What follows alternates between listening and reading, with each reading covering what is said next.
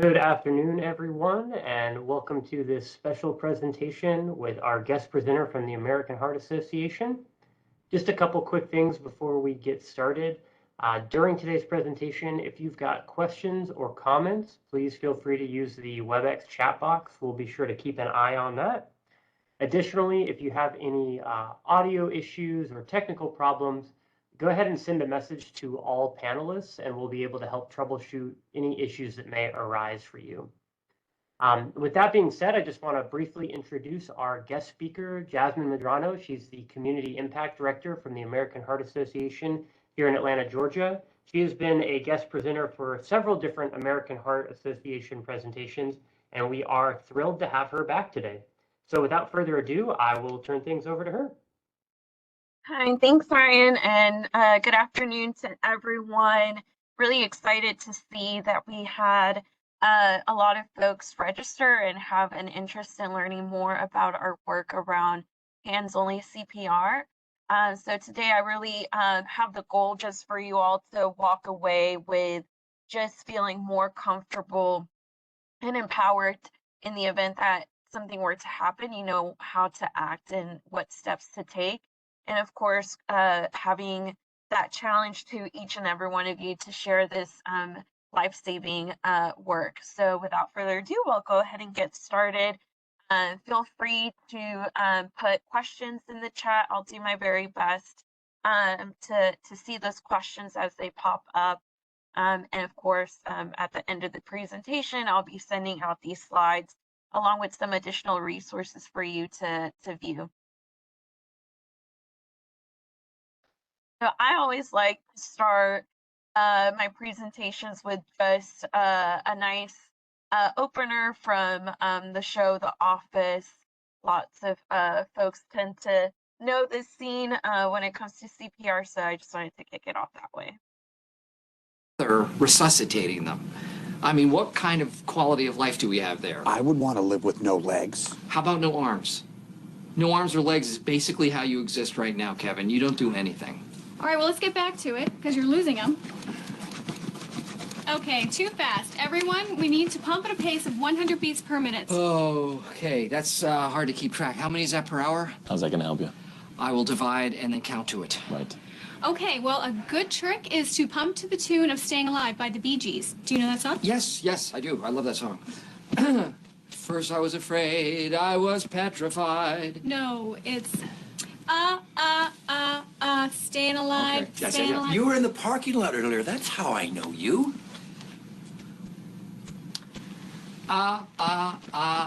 Staying alive, staying alive. Staying alive, staying alive. You can't tell by the way I use my walk. I'm a woman's man, no time to talk. Words it loud, women warm, been kicked around since I was born. Well, it's all right, it's okay. You can look the other way. Let it go, let it go. Staying alive, staying alive. Yeah, okay, you didn't maintain 100 beats per minute, and the ambulance didn't arrive because nobody called 911, so you lost him. Okay, he's dead. Anyone know what we do next? Anybody? Rose? I have no idea. Anyone else? We bury him. Wrong. Check for an organ donor card. If he has one, we only have minutes to harvest. He has no wallet. I checked. He is an organ donor. He is? Yeah. Give me some ice in a styrofoam bucket. Here we go.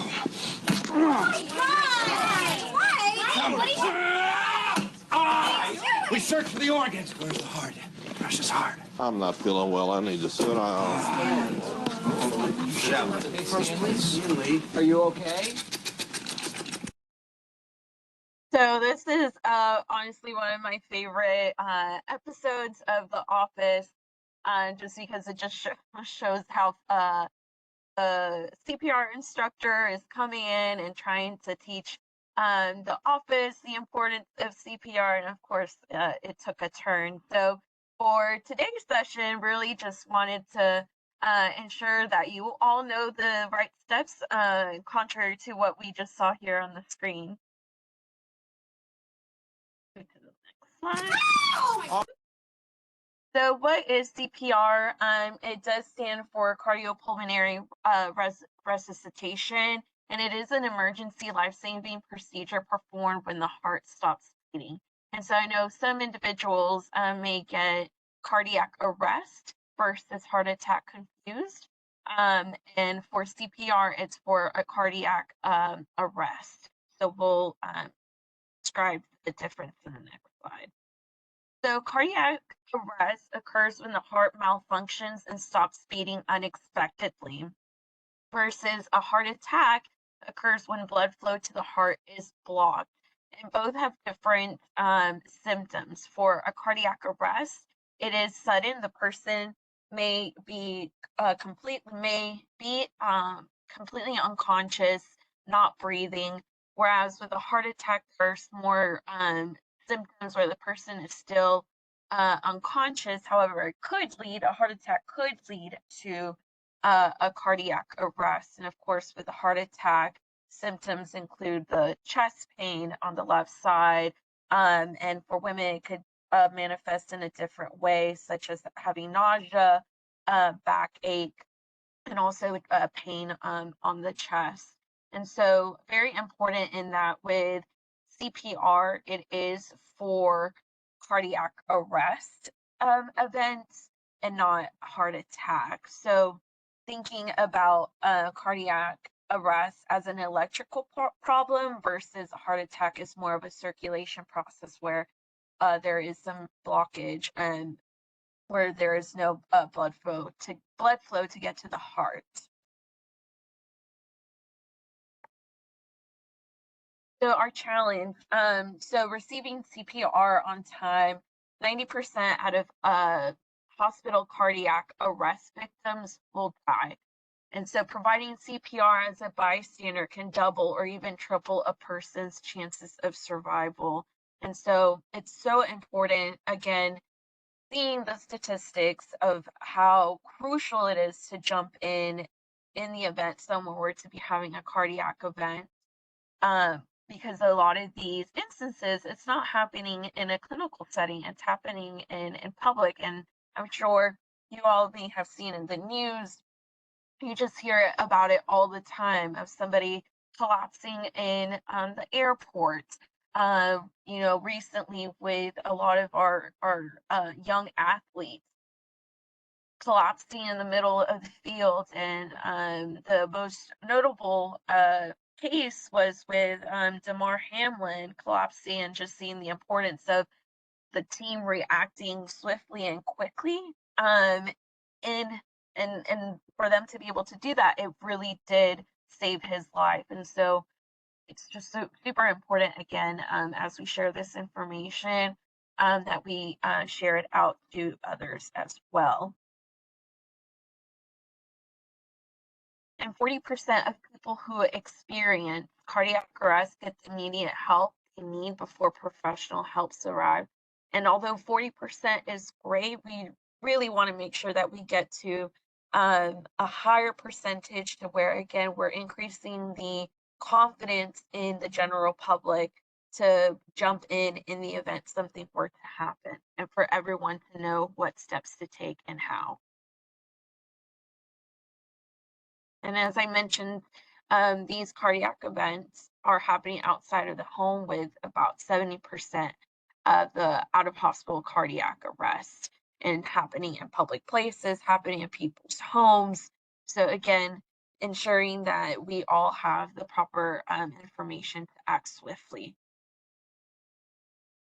And each minute does count. Immediate CPR is crucial to cardiac arrest survival.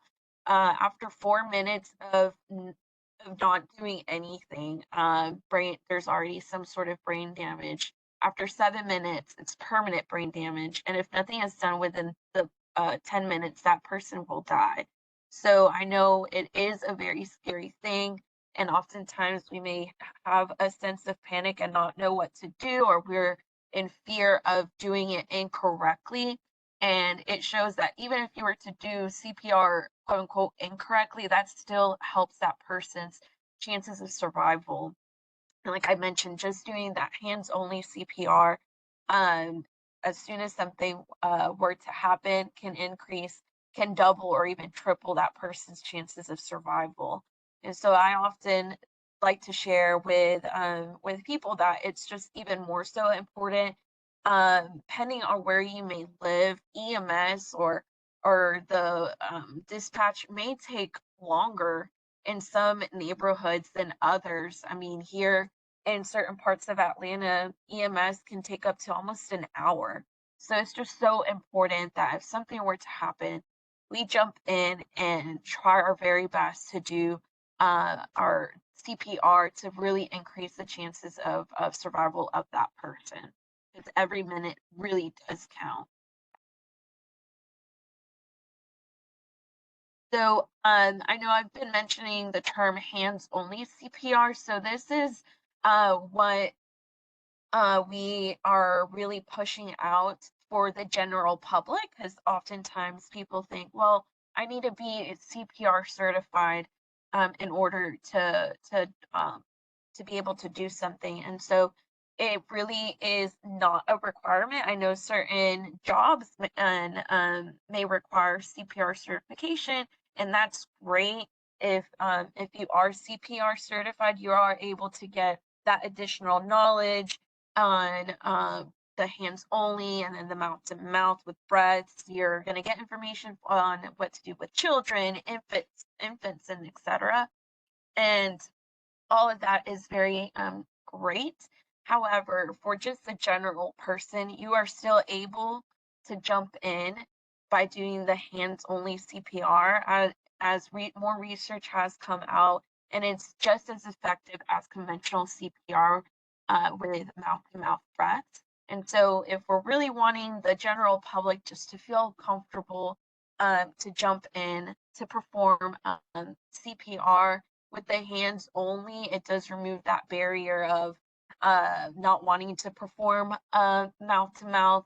And so I know we also get questions of like, well, what if I end up hurting the person? A lot of data does show that women of color do receive less help compared to their white counterparts.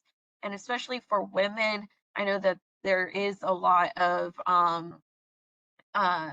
hesitancy just so they're not perceived being touching the woman inappropriately. But there are Good Samaritan laws that will protect you if you act reasonably and prudently and in good faith. So there are several things that we can do, again, just to really increase the confidence of just the general public to perform hands-only CPR. And like I mentioned, certification is not required to teach or perform hands-only CPR. In fact, as young as 14, you can perform hands-only CPR. So if you have a teen in your home or a niece or nephew, they can also have opportunities to perform this life-saving performance. And recently, we were able to pass here in Georgia to where schools will be providing CPR certification and have our cardiac emergency response plans in place within schools. So there are some great things that are coming out to really be able to provide that blanket over different public places like schools to have policies and procedures in place and to equip staff and students in the event of something were to happen. So what is hands only and what should you do? So hands only steps. So as I mentioned, it's for cardiac arrest. So making sure that you're tapping the victim and shouting, "Are you okay?" to see if they're responsive or not. And then immediately call 911 and if you have someone nearby, for them to call 911. And then if you're in a public location, hopefully there's also an AED machine, and I'll explain what that is in a slide in a bit. And then immediately start CPR. So pushing hard and fast in the center of the chest at 100 to 120 beats per minute. And so as you all saw in the clip earlier with The Office, Michael Scott is pushing way too fast, and then the instructor mentioned that you have to do at least 100 to 120 beats per minute, and then use the Staying Alive song as a way to kind of have in mind the beat to push in the chest. Because whenever we have had opportunities to do demonstrations, some folks feel like they have to push really, really fast, but it really just having that song in mind lets you know that it is fast, but not as fast as you think, because we don't want you to tire yourself out in the event that you're just there by yourself. You don't want to run into the barrier of not being able to keep going because you've out tired yourself. So have this clip here just so you all can see that there are other songs. If you forget the Stay Alive song, there's other great songs to kind of have in there.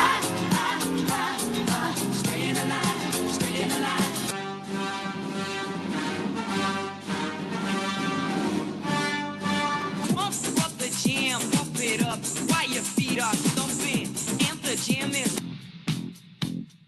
another one bites the dust. Another one. Sweet home Alabama.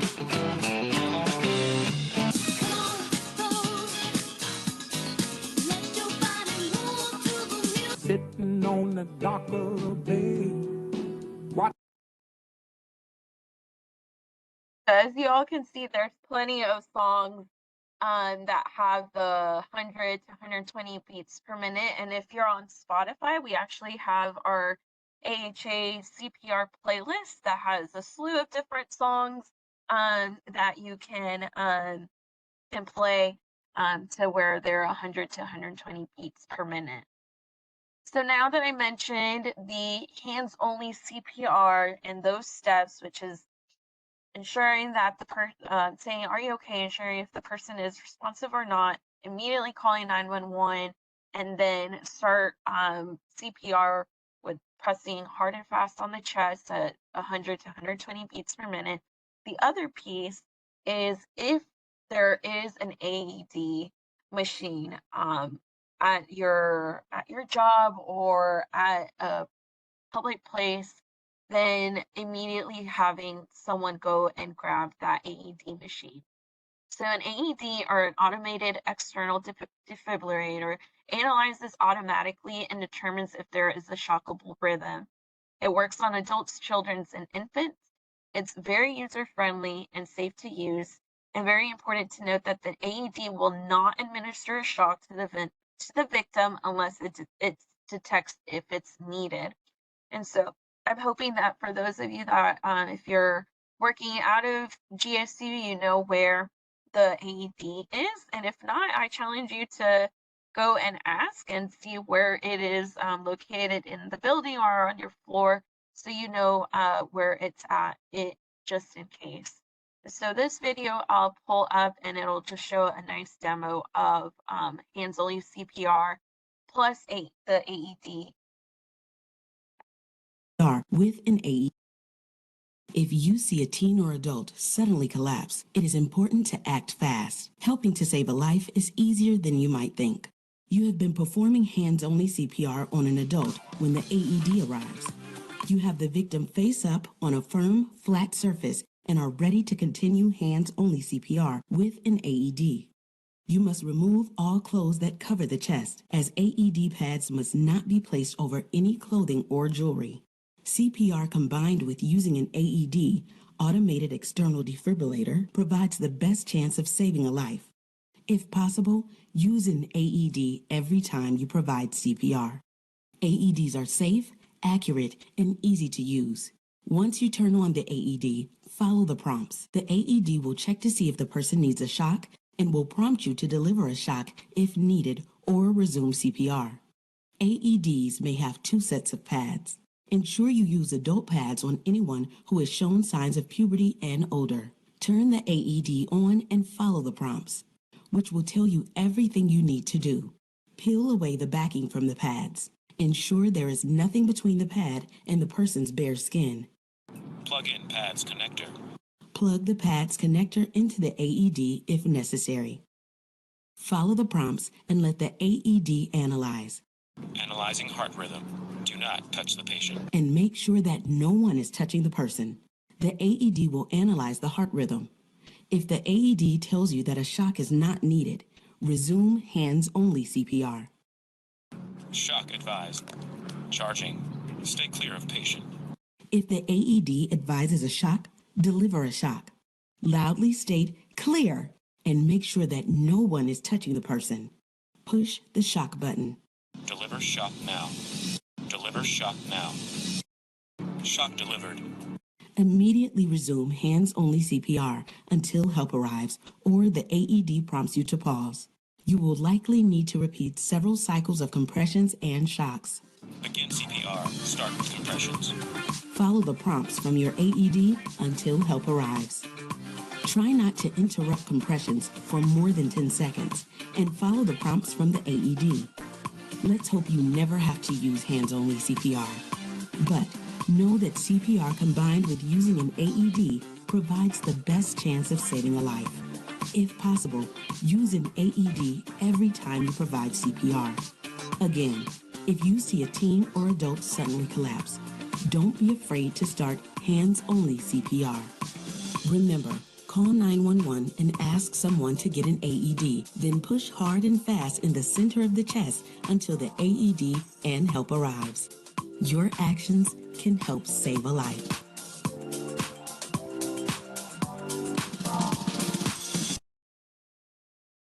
With an So from the video, again, very important to note that if you are in an area where you can get an AED machine, that it is very important to have somebody run and grab the AED while you're still doing the compressions.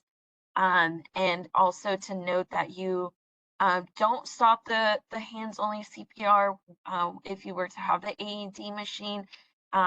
So it'll prompt you, and I know when the first time that I had to see in what an AED machine looked like and hearing the prompts and stuff, I really was surprised to see how user-friendly it is. Some AED machines also have it in Spanish, but most of them do have just the English setting on there. And so, again, very important to just have an awareness if you are in the workplace or if you're your church or the school, those sorts of public places, to know where that AED machine is. So you have an idea of where to go and grab it. And again, the AED machine and plus the hands-only CPR can really create a big impact in the chances of survival for that person.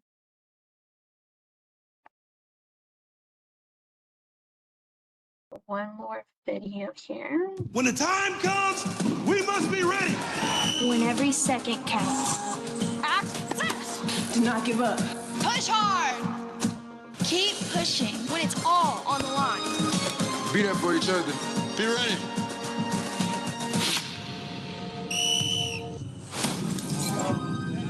Call 911. Be ready. Be ready. Be ready.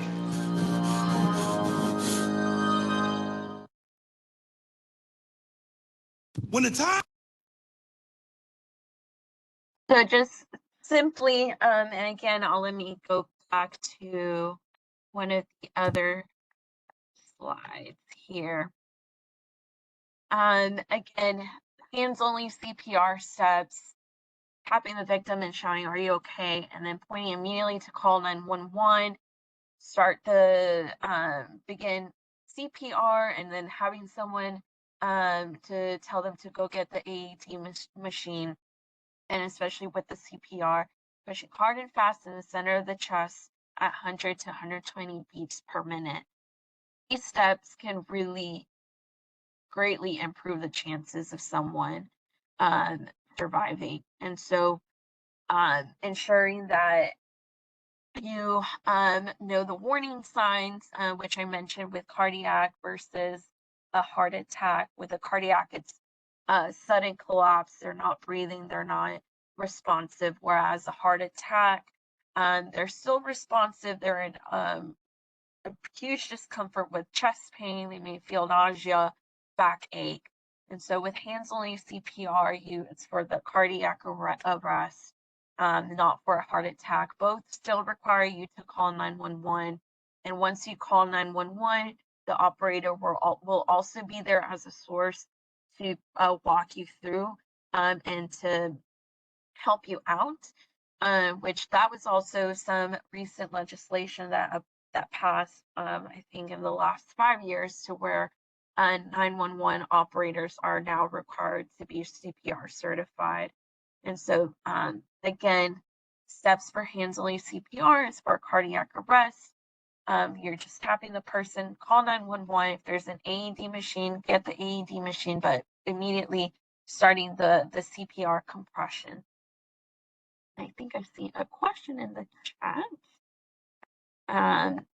Question reads, if you're alone, should you risk getting an AED if it's nearby, or continue compressions if you can't get to it in 10 seconds? That's a great question. I would just say that it would be best just to go ahead and start the compressions.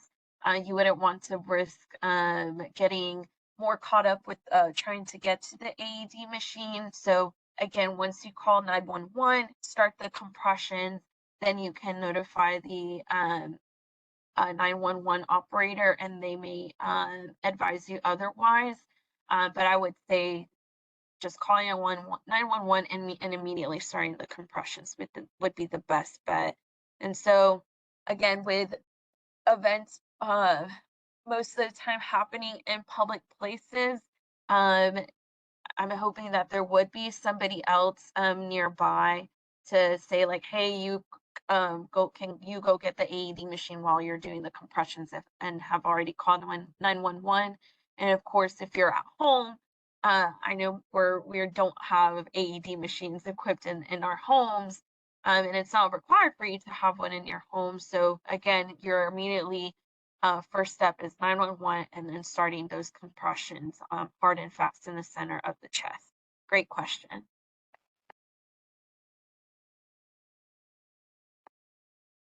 With So again, congratulations to everybody that has been on the call. You just learned how to save a life. And again, with each of you, I do challenge you to have these conversations in your homes, have conversations with your staff, share this with your friends and family. We had this session for June, since June, the first week of June. It's CPR Awareness Week, and we just don't want to focus on just that one week to just highlight the importance of how each one of us can really be a lifesaver for someone by just performing those 2 steps of 911 and performing hands-only CPR. I do recognize that a lot of folks do have great interest in becoming CPR certified.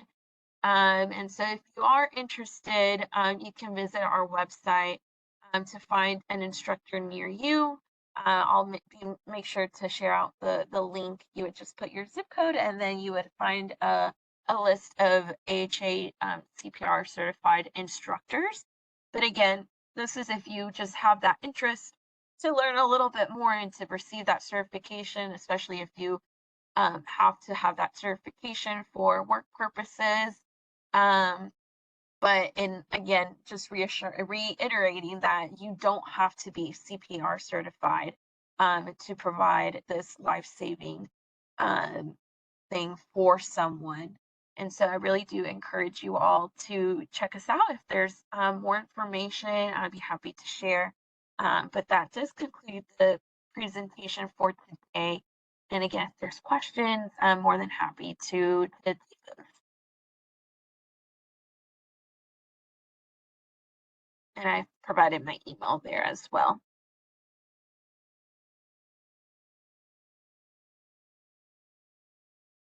All right. Well, I'm seeing a lot of thank yous in the chat, and of course, I'll echo the sentiment of our participants.